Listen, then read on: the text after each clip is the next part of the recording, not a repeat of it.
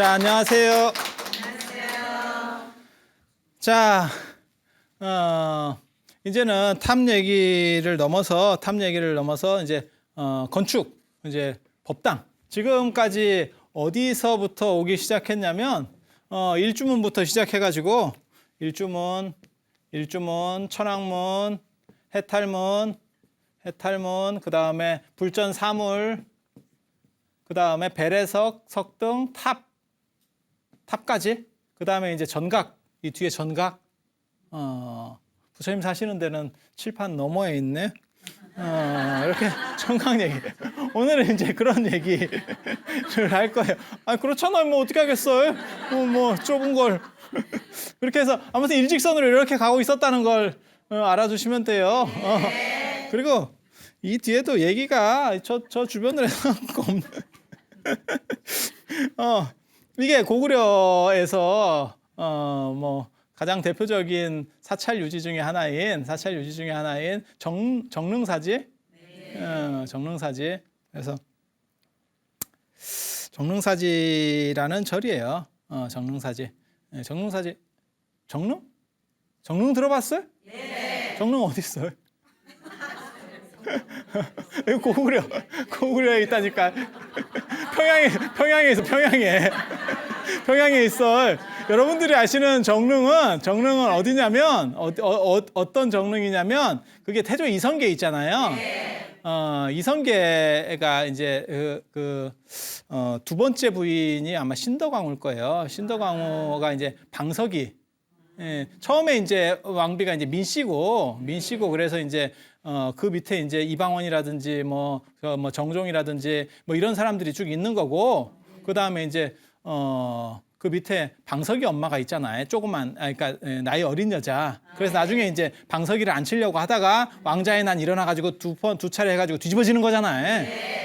그 방석이 엄마가 그 정릉이에요. 정릉의 주인이에요. 그래서 원래는 굉장히 이성계가 사랑한 여자였었어요. 이성계가 너무너무 좋아해가지고 경복궁에서 보이는 데 나왔대잖아요. 무덤. 보이는 데 나왔대잖아요. 근데 그거를 이제 다 절단을 내고 이방원이 딱 들어서니까 그 눈에 거슬리죠. 딱 거슬리죠. 왕궁에 있는데. 그러니까 그거를 갖다가 파가지고 저쪽으로 옮겨버린 거예요.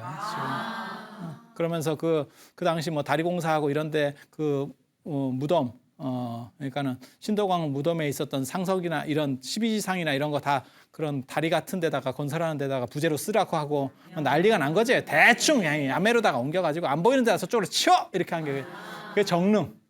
그게 정릉. 정릉은 이름은 굉장히 좀 좋은데 가보면 아직도 좀 거기 발전이 잘 안 되더라고요. 시골틱해요. 그래.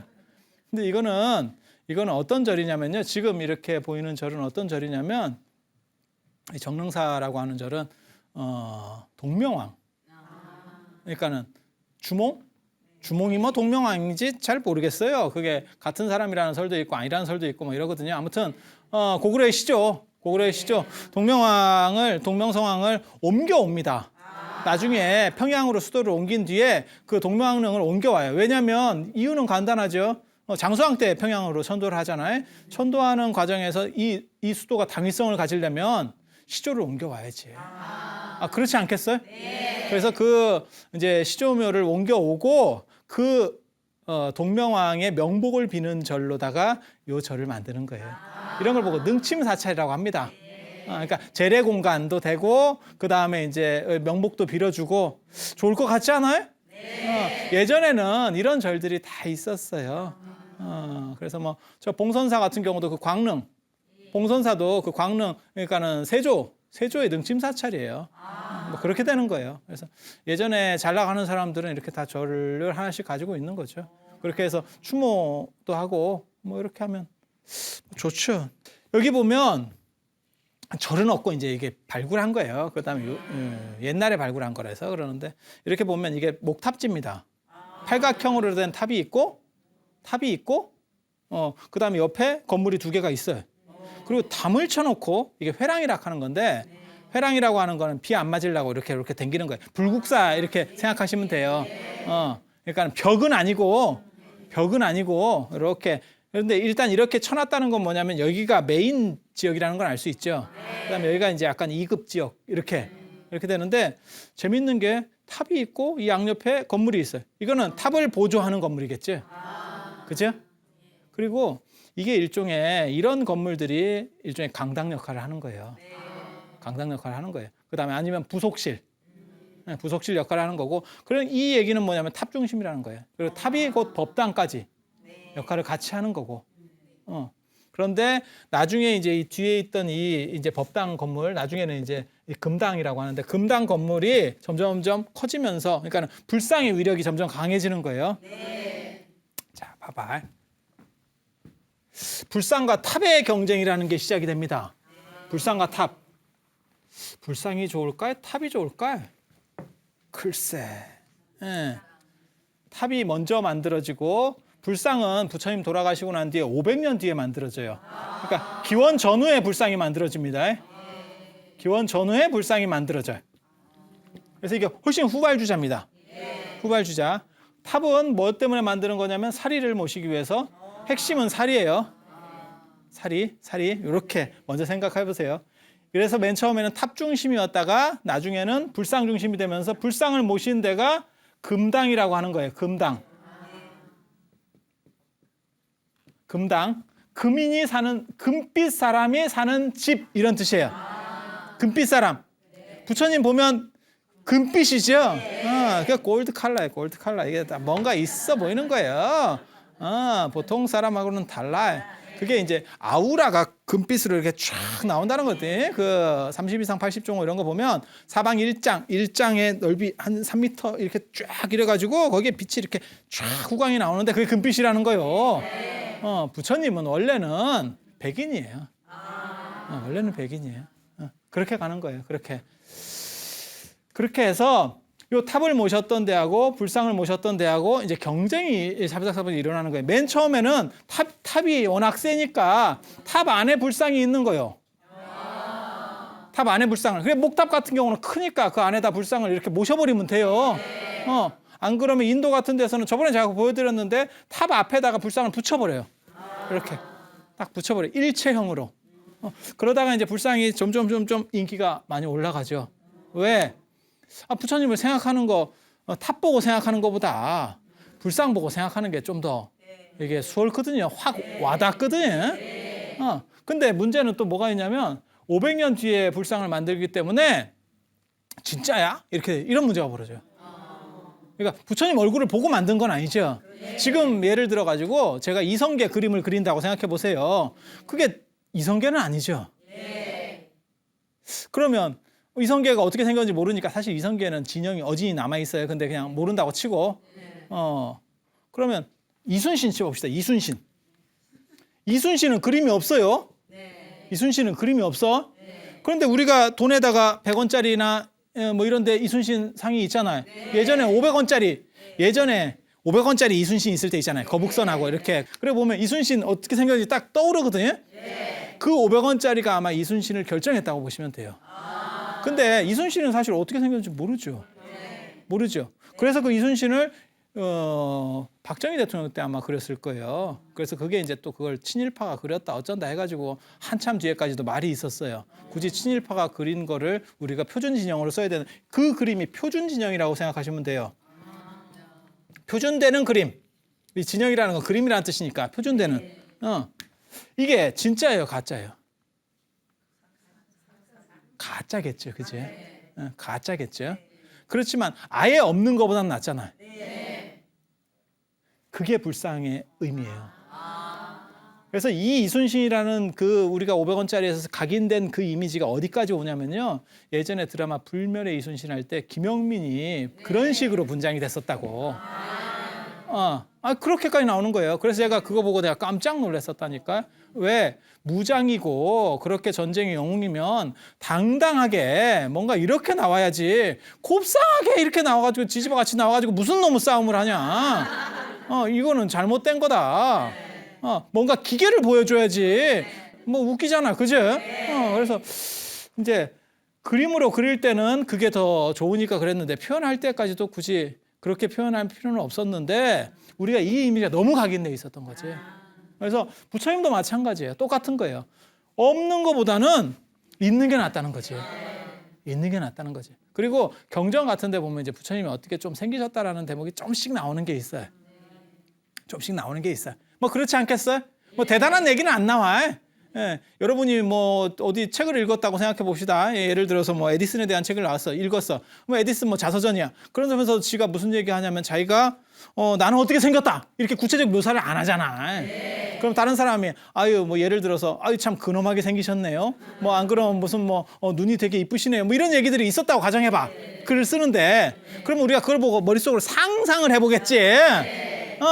그런 것들이 여러 가지가 이제 중첩되는 거예요. 중첩되면서 부처님 상들이 이렇게 만들어지는 거예요. 그래서 그렇게 만들어지면서 불상 중심으로 사람들이 약간씩 이렇게 옮겨오게 되는 거죠. 부처님이 더 좋은 거 아니야? 부처님이 더 좋은 거 아니야? 이제 이렇게. 그래서 그런 과정들을 볼 수 있는 게 이런 거예요. 여기는 지금 탑 중심이라는 걸. 우리나라에 들어온 불교도 처음엔 탑 중심이라는 걸 나오는 거고 그 다음에 이것도 평양에 있는 금강사지라는 절이에요. 금강사지. 근데 여기 보면 이 뒤에 이제 금당에 해당하는 이런 건물이 있는 거예요. 그런데 이렇게 보면 이 간격이 굉장히 짧죠. 이 얘기는 뭐냐면 이쪽이 남쪽이거든요. 여기가 문입니다. 문 이렇게 들어가는 거거든요. 지금. 그러면 무슨 일이 벌어지냐면 이거는 이 전에 정릉사지보다는 훨씬 더 발전한 양태예요. 왜냐하면 여기는 아예 이렇게 해서 이 탑만 있지 이 뒤에는 뭐가 없잖아. 뒤에 있을수록 뭔가 건물이 더 세다는 의미가 있습니다. 건물도 그렇고 사람도 그래요. 어른들도 이렇게 자리 배치할 때 뒤쪽에 있는 게 원래 더 어른이에요. 요즘은 외국 문화 때문에 자꾸 앞쪽에 있는 사람들이 더 세다고 생각을 하는데 예전에는 그렇지 않아요. 뒤에 있는 사람이 어른이에요. 왜? 그 어린 사람들 아니면 낮은 사람들이 어른 뒤통수 보고 있는 게 아니라는 거지. 그리고 그렇게 되면 어른들은 계속 경직돼 있어야 되잖아요. 젊은 사람들은 이렇게 흔들고 뒤에 있으니까 모르지. 안 그래요? 그래서 동양에서는 뒤쪽이 더 센 사람이 나오는 거예요. 이렇게. 그러면 앞쪽에서는 이제 차렷하고 있는 거지. 쫄들은 뒤에서는 좀 편하게 써도 되고 이렇게. 그렇게 되는 거예요. 그래서 이쪽이 앞쪽이에요. 이쪽이 앞쪽. 그래서 이렇게 여기가 남쪽이고 이쪽이 북쪽이거든. 근데 여기는 하나 건물이 딱 들어섰잖아. 요 지금 칸막이가 없어졌잖아. 그러면 이게 상당한 영향을 가지게 됐다는 거예요, 지금.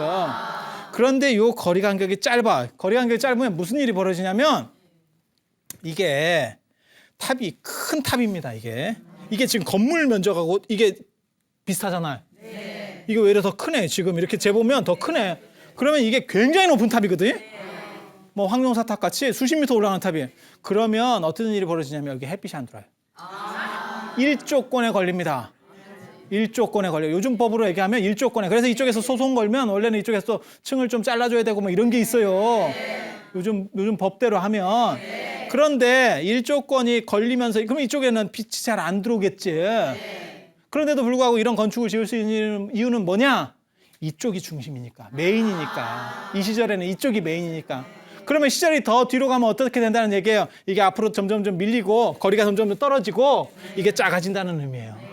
왜? 이쪽 중심으로 바뀌니까. 지금 생각해 보세요. 탑 중심인 건물이 없고 절에 가보세요. 탑 중심이 아니고 전부 법당 중심이잖아. 그지? 그러면 탑은 이제 쫄아들고 건물도 떨어져야지. 이렇게. 그렇게 되는 거예요. 이게 백제. 이건 백제 군수리 사지라는 데요. 군수리 사지. 리 들어가면 어디인지 모른다 그랬죠. 그 동네가 그냥 군수리요. 군수리요. 여기 보면 벌써 약간 이렇게 벌어지죠. 요 아까에 비해서는 요 건물지도 커졌지만 금당지도 지금 커졌지만 탑도 상대적으로 작고 이렇게 하면 햇빛도 어느 정도 좀 들을 수 있을 것 같고 이런 느낌이 들죠. 그리고 점점 이게 줄어드는 거예요. 그리고 금당지는 부처님 모신데 그 다음에 강당은 설법하는데 이렇게 원래는 이게 두 개로 이렇게 나뉘어져 있었던 건데 나중에는 이게 섞이면서 법당이라는 의미가 되는 거예요. 섞이면서. 요즘 뭐 이 뒤에 강당이 있는 경우가 별로 없죠. 근데 불국사 같은 데만 가더라도 여기가 금당이 있고 대웅전이 있고 뒤에 무설전이라고 있어요. 무설전은 말 없이 법을 설한다. 무설. 뭘 얘기하는 거냐면 탑 중심에서 불상 중심으로 옮겨간다는 거. 불상 중심으로 옮겨간다는 거. 자, 여기서 중요한 얘기를 제가 해드릴게요. 이런 건 진기한 얘기, 이제. 진기한 얘기. 오늘 참 진기한 얘기 듣는다. 제가 뭐 매회 진기한 얘기를 해드렸는데 이게 인도예요. 역삼각형. 이게 히말라야고 이쪽에 겐지스 강이 있고 이쪽에 인더스 강이 있어요. 인더스 강이 이렇게 있는데 부처님이 주로 활동하시던 영역은 여기입니다. 그러니까 비하르주라 그래요. 비하르주인데 이게 우리말로 하면 절이에요. 절. 그래서 절주. 주라고 하는 거는 도, 우리식으로 말하면 도. 왜냐하면 이 동네에 전류적이 굉장히 많아요. 불교 유적이. 그러니까는 그냥 이름 자체가 절주예요. 절주. 큰 절이 있으면 지난 시간에도 그런 얘기 했잖아요. 대사동. 큰 절이 있으니까 큰 절 동네. 그래 탑골이라고 하는 얘기가 나온다니까. 탑골. 탑이 있는 골짜기. 탑골. 뭐 이런 거요. 어려운 거 하나도 없어요. 비하르가 절이라는 뜻이에요. 그래서 이 동네 절 유적이 굉장히 많아. 불교 유적이. 여기가 부처님이 돌아다니신대요. 그래서 여기를 불교 중국이라고 그래요. 중국이라는 말은 핵심 지역이라는 뜻입니다. 그러니까 뭐 중국만 중국이 아니고 핵심 지역도 중국이라 그래요. 그렇게 이렇게 있는데 부처님이 돌아가시고 난 뒤에 그러니까 부처님은 여기서만 이렇게 왔다 갔다 하신 거예요. 이렇게 이것도 굉장히 넓습니다. 굉장히 넓습니다. 2,500년 전에 이게 교통이라든가 뭐 이런 게 발전하지 않은 상황에서 이만큼도 그러니까 인도 지도나 중국 지도를 볼 때는 우리 지도 생각하면 안 돼요. 이게 우리나라보다 크다니까. 훨씬 커요, 훨씬. 그렇게 생각하시면 돼. 인도는 땅이 크잖아. 뭐 미국도 마찬가지고 그렇잖아요, 그죠? 걔네 뭐 한 주가 우리보다 크잖아. 그러니까 그런 거예요. 근데 2,500년 전에 사람이 맨발로 이렇게 걸어 댕겨봐야 얼마나 댕기겠어. 이거를 막 이렇게 뭐 김정호도 아니고 뭐 대동이지도 그리로 댕겨 이렇게 댕길 수는 없잖아. 그죠? 한계가 있는 거지. 그리고 이 동네가 부처님 당시에는 이게 메인 지역이에요. 제일 좋은데. 제일 좋은데. 그래서 이렇게 돌아다니셨는데 그러니까 탑도 다 여기에 있지. 부처님 탑들도 여기에 있고 탑 말고 또 뭐가 있냐면 부처님이 주로 머물면서 설법하신 데가 있어요. 그걸 향실이라고 하는데 아주 중요한 데예요. 왜냐하면 두 군데가 하나 있는 거예요. 탑은 부처님 무덤이라고 생각하시면 되고 탑은 우리식으로 말하면 무덤이요. 무덤. 그리고 당신이 계속해서 계시던 방이 있는 거예요. 계속 거기서만 사신. 부처님 방이 있겠지. 절이 있으면 부처님 같은 경우는 선생님이니까 따로 방을 하나 딱 배정이 되는 거지. 가장 메인 자리에. 그러면 그 방에서 부처님이 이제 사람들 오고 그러면 설법하고 이제 이렇게 됐겠지. 이 둘 중에 어디가 더 중요할까? 방이 중요할까? 무덤이 중요할까? 무덤이라고 하는 데는 사실은 부처님이 가신 데는 아니에요. 우리도 마찬가지잖아. 뭐 제가 여기서 살았다고 계속 살았다고 합시다. 죽어서 무덤을 만드는 거는 제가 거기 있던 데는 아니죠. 제가 여기서 살았으면 여기다 무덤을 만들어주는 건 아니잖아. 그런 경우는 없잖아. 그죠? 그러니까 여기는 당신이 직접 댕긴 데는 아니에요. 그 자리에 살았던 데는 아니라고. 여기는 계속 사셨던 데고. 어떤 데 의미가 있을까? 아니 꼭 그렇게 몰아가려는 뜻은 아니었어. 몰아가려는 뜻은 아니었는데 이게 마치 몰아가려고 하는 것처럼 알아들었는가 봐. 근데 그런 뜻은 아니고 여기에는 어른이 오래 계셨다는 의미가 있고 여기에는 뼈가 있으니까 사리가 있으니까 각각 조금씩 다르죠. 그러니까 이 안에도 탑 자리가 있고 이 열애항실이라는 방 자리가 있는 거예요. 두 군데 이제 굉장히 중요한 유적이 두 군데가 있는 거지. 요 방과 탑과 방. 그런데 부처님 돌아가시고 나서 이제 한 200년 정도, 한 100년 정도 지나면 불교가 이렇게 확장돼 갑니다. 그래서 이만큼 또 커져요. 한 덩어리가 더 생겨요. 계속 이렇게 퍼져가는 거지. 이렇게 퍼지는데 이쪽 커지는 것보다는 이쪽 커지는 게 훨씬 강력해요. 그래서 나중에 이 두 집단이 이쪽을 동방교단이라고 하고 이쪽을 서방교단이라고 해요. 이게 충돌합니다. 여러 가지 내용들이 있어요. 그런데 그 충돌하는 과정에서 누가 이기냐면 이쪽이 이겨요. 이쪽이 FM 집단이에요. FM 집단 AM 집단, 이쪽이 AM 집단. 이거 내용 압니까? 아니, FM, AM이라는 뜻 아세요? 요거는 이제 약간 느슨한 집단. 요거는 이제 빡센 집단. 그런 거예요. 그런 거. 그래서 이렇게 해서 일자로 충돌해서 이쪽을 이기니까 이쪽도 힘이 굉장히 강력해져요. 점점점. 그리고 한 200년 정도 지나면 이쪽에서 요구를 하는 거예요. 뭐라고 요구하냐면, 그래도 이쪽에서는 계율을 훨씬 더 잘 지키는데 이쪽을 못 이겨요. 그러니까 힘으로는 이기는데, 세력이나 이런 걸로는 이기는데, 워낙 이게 철저한 집단이니까, 수행이 잘 된 집단이니까 이쪽에서 이기는데, 이쪽을 못 이기는 한 가지가 있어요. 정통성이라는 거예요. 왜? 이 두 가지가 전부 이쪽에만 있으니까. 뭔 뜻인지 아시겠어요? 그러니까 이쪽에서 아무리 잘해봐야 뭐 하겠어요? 이쪽에서는 우리는 부처님 사리도 있고, 부처님 계셨던데 우리 설법했던 자리 여기야? 그럼 끝이요. 그러니까 이쪽에서는 따라갈 수가 없는 거지. 아무리 수행해도 따라갈 수가 없어. 지금도 마찬가지예요. 지금도 마찬가지예요. 이거 못 따라간다고. 이렇게 되면, 이렇게 차이나면 못 따라간다고. 그러니까 이쪽에서 왕한테 건의를 해요. 그 당시에 전 인도를 통일한 사람이 아쇼카 왕이에요. 그 유명한 아쇼카 왕한테 얘기를 했겠지. 그래가지고 탑을 좀 여러 군데다가 이걸 잘 만들었으면 좋겠다. 그렇게 해서 여기에 있었던 8개의 탑을, 이 아쇼카 왕이 8개 탑 중에 7개 탑을 헐어가지고 전국의 탑을 만들어요. 인도 전국에다가 쭉 만들어요. 이렇게 여기까지 만들어요. 탑을. 그래서 84,000개를 만들었다 하는데 그게 겁나 많이 만들었다는 뜻이요. 진짜 84,000개가 아니고 겁나 많이 만들었다는 뜻이요. 그리고 그 중에 하나로 탑을 만들면서 보냈다는 데가 지난 시간에 설명한 그 법문사예요. 중국의 법문사. 그 거기서 나온다고, 전설이. 기가 막힌 얘기요, 이게. 그렇게 해서 여기는 이제 사리를 뺏겼지. 탑은 이제 사리를 수납하는 데인데 사리를 뺏겨버린 거예요. 그래서 전국에 탑이 만들어지니까 탑의 우월성이 없어요, 이 집단에는. 이제 전에는 탑도 있고 이 방도 있고 이랬어요. 그런데 이쪽은 탑은 이제 다 개나거리나 다 있어. 모든 지역에 다 있어. 그러면 이 사람들은 어떻게 돼요? 이게 우리의 정통성을 조금 인정받기가 어렵겠는데? 이렇게 자기네들이 정통성을 가지는 게 부처님 무덤을 다 갖고 있으니까 내가 정통이야 이랬는데 이게 잘 안 된다고. 그러면 어떻게 해야 될까? 방으로 바꿔야지. 방으로 바꿔야지. 그래서 방숭배라는 게 생겨요. 그게 뭐냐면, 대표적인 게 뭐냐면 4대 성지를 순례해라. 부처님의 4대 성지를 순례해라는 말이 이때부터 나오기 시작하는 거예요. 탑 굉장히 중요하지. 하지만 부처님께서 오래 머무시던데 아니면 깨달음을 얻으시는데 그게 중요해. 이렇게 말이 바뀌는 거요. 말이 바뀌는 거요. 왜? 이 4대 성지나 이런 데는, 4대 성지가 어디냐면 부처님이 태어나신데, 그 다음에 깨달으신데, 처음으로 설법하신데, 첫 설법하신데, 돌아가신데, 그게 다 이 근처에 있어요. 이 근처에 있어요. 여기 이제 네팔 여기 빼놓고는 전부 여기 안에 있다고.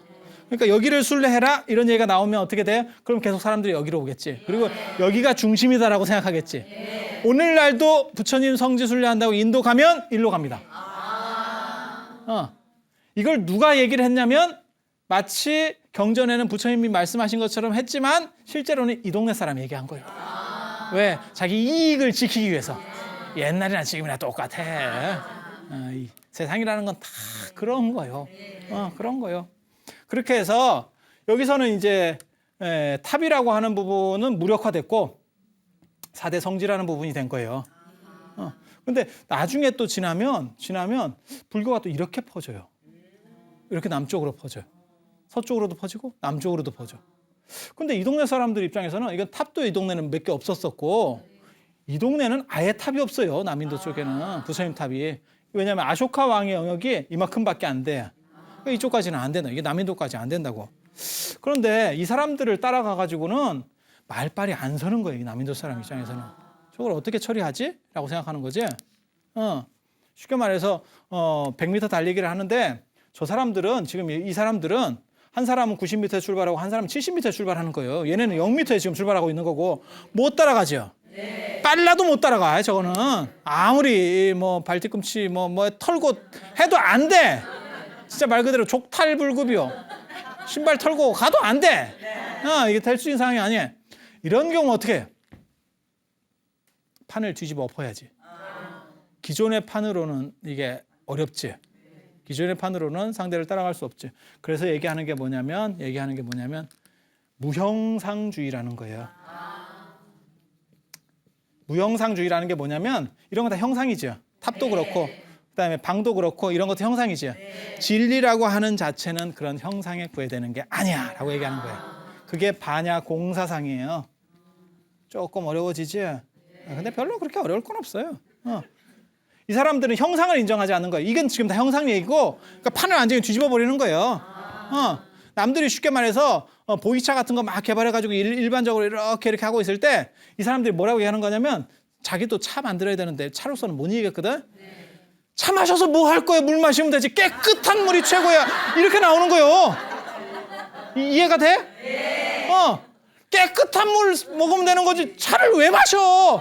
완전히 판을 바꿔버리는 거예요. 왜? 같이 만들어가지고는 상대가 안 되거든. 그래서 만드는 게 여기서 가장 대표적인 게 반야공이고 거기서 나오는 게 금강경이라는 경전이에요. 그래서 몸이나 형상으로서 부처님을 보려고 하면 안 돼. 이렇게 나오는 거지. 이런 거 다 쓰잘데기 없는 거야. 너네 왜 그래? 이 얘기는 뭐예요? 그러니까 그 정신을 계승한 우리가 정통이야 라고 얘기하는 거야.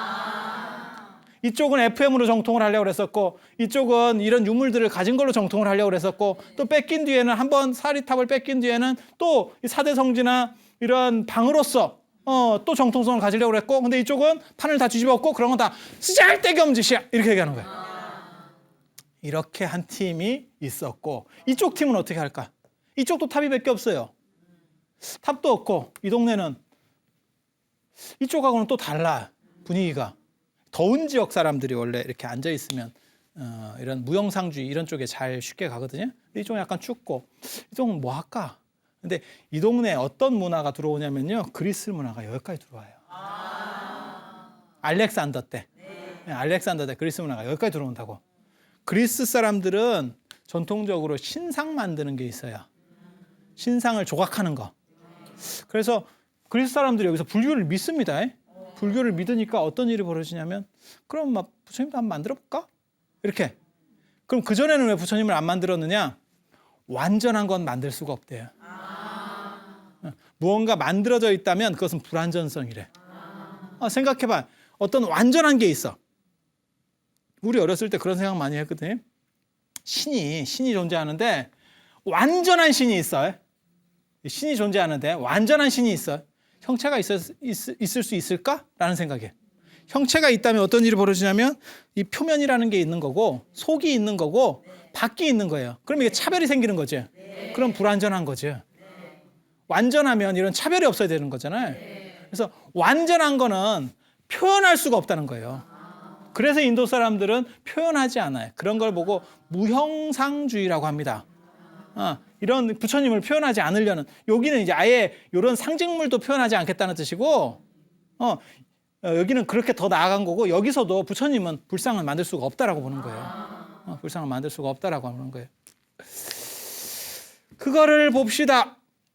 이게 불상을 만들기 전의 부처님이에요. 어디 있을까?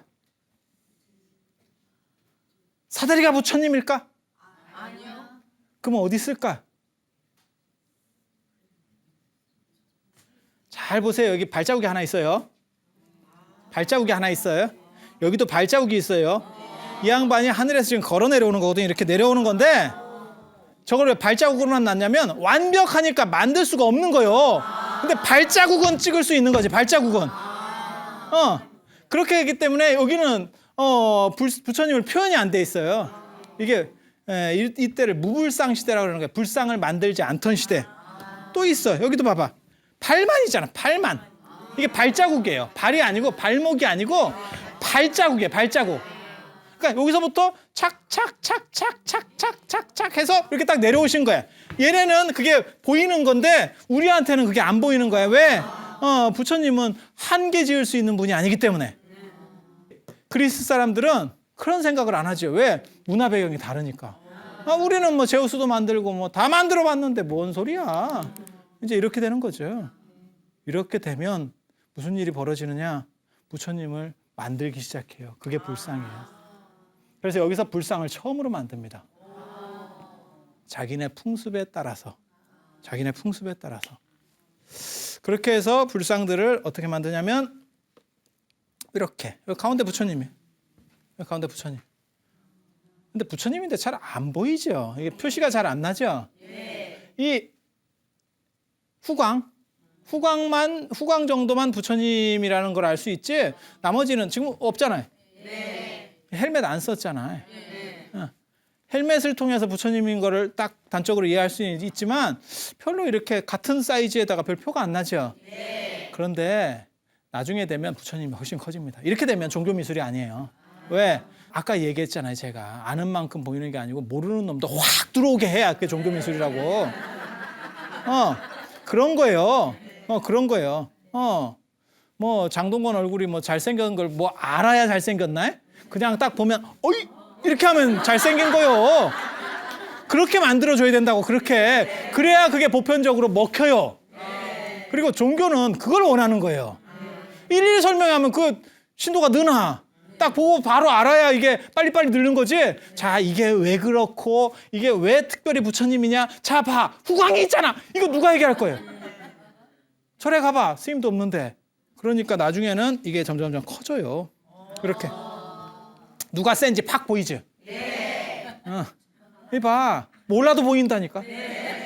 가운데 딱 있고 가운데 딱 있고 이게 다 옆에 이게 원래 신들이에요. 이게 사천왕 신들이에요. 신이면 굉장히 크거든요.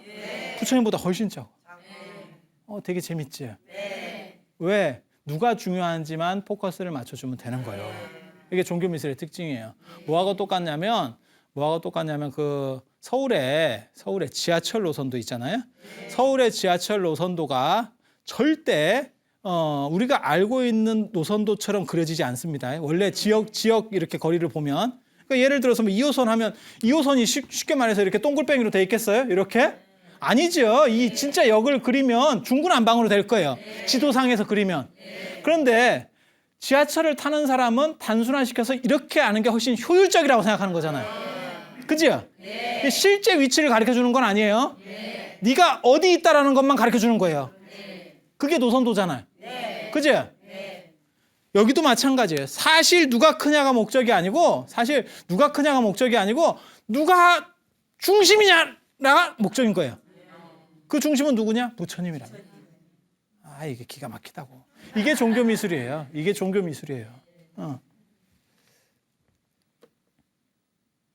그래서 이제 부처님이 최초로 만들어지는 이 부처님들이 이런 식으로 이게 간다라 미술이라고 하는 거예요.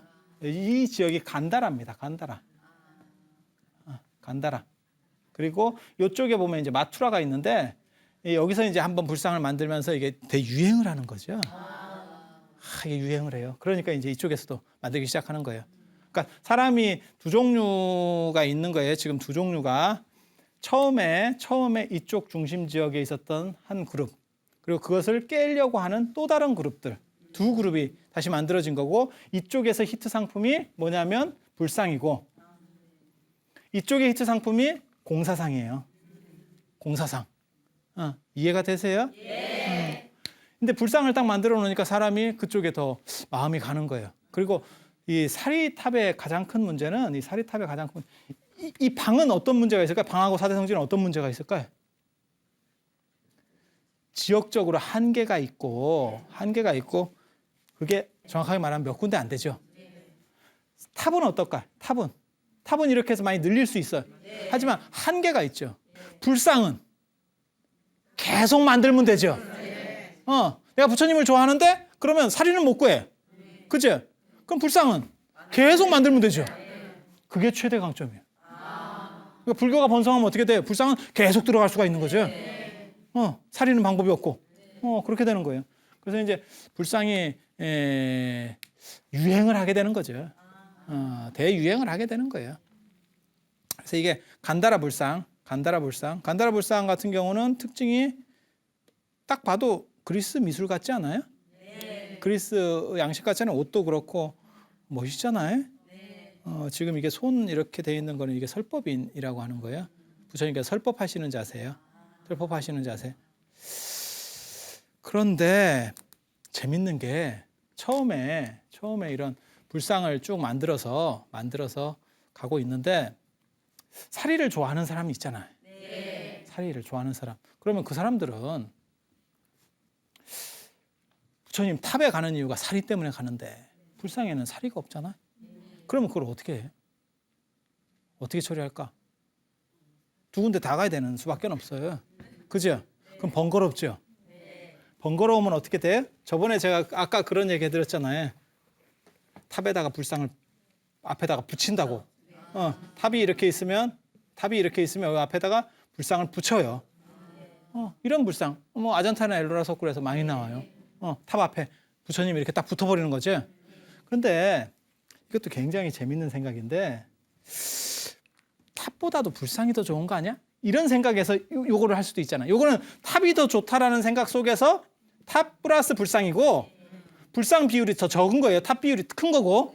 근데 이 반대로 생각하는 사람들이 있지 않겠어요?